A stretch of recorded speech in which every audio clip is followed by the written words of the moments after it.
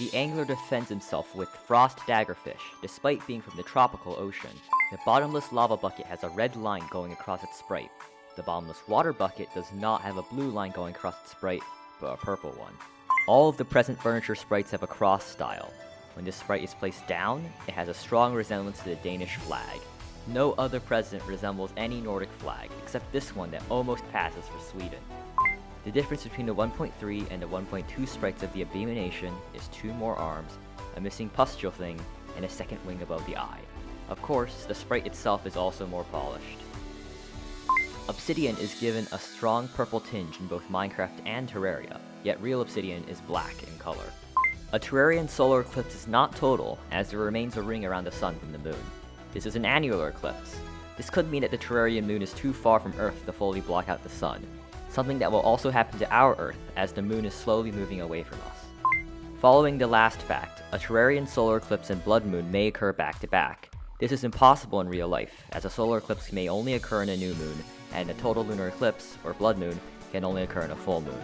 Then again, the whole moon phase thing in Terraria is completely uncoupled from real life, so I'll stop bashing Terraria weather events now. In Terraria 1.2, iron hammers had their breaking power nerfed from 45% to 40%. This was when the lead hammer was introduced, at 43% breaking power. This is also the same update when the pearlwood hammer was introduced, at 45% breaking power. The Empress of Light's tentacles in Phase 2 flex in a repeating pattern, one long squirmed in 2 short bursts before resetting. The Rainbow Cursor sprite item contains every color on the rainbow except red. Luminite's tooltip is a pebble from the heavens. Assuming that this means that the heavens is where the Moon Lord lives, this could mean that the moon is partially made of Luminite. The Cobalt, Mithril, and Adamantite chainsaws share the same skinny, dark-colored chain shape. The Palladium, Orichalcum, and Titanium chainsaws have a much wider chain with more spaced-out teeth. This is not seen on the hard mode or drills. Of the unobtainable Luminite chainsaws, all of them share the same blade-type shape, except for the Solar Flare chainsaw. In 1.2, the Goblin Tinker's reforging costs are reduced by 90%. The little shields to select PvP teams have little patterns on them. As far as I can tell, these have no correlation with anything. Skeleton is translated as this, or Skeleton King in Chinese. Duke Fishron is also rather interesting to be translated as Pig Dragon Fish Duke, which is what he is after all. Google Translate also directly translates this sequence as Duke Fishron.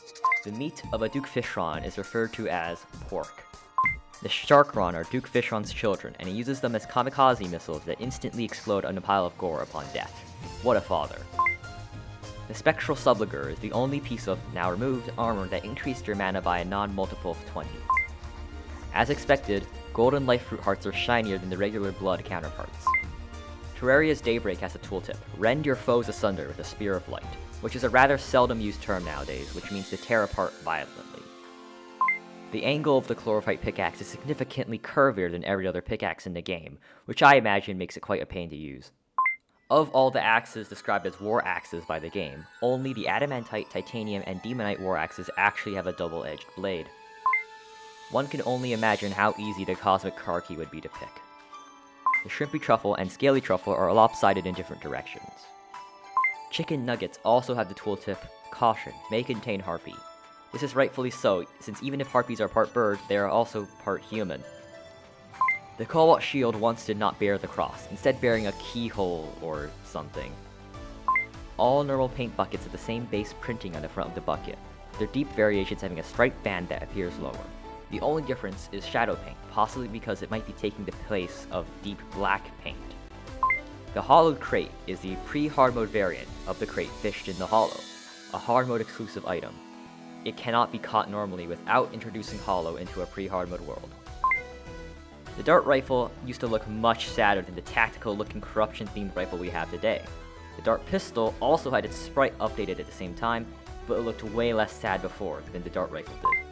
Seeds have a lumpy sprite in the inventory, but are perfectly spherical when fired. All slime banners share the same shape except for the Umbrella Slime banner, Toxic Sludge banner, Gastropod banner, and the Hop and Jack banner. And finally, the Witch's Broom drops from a boss that physically cannot fly.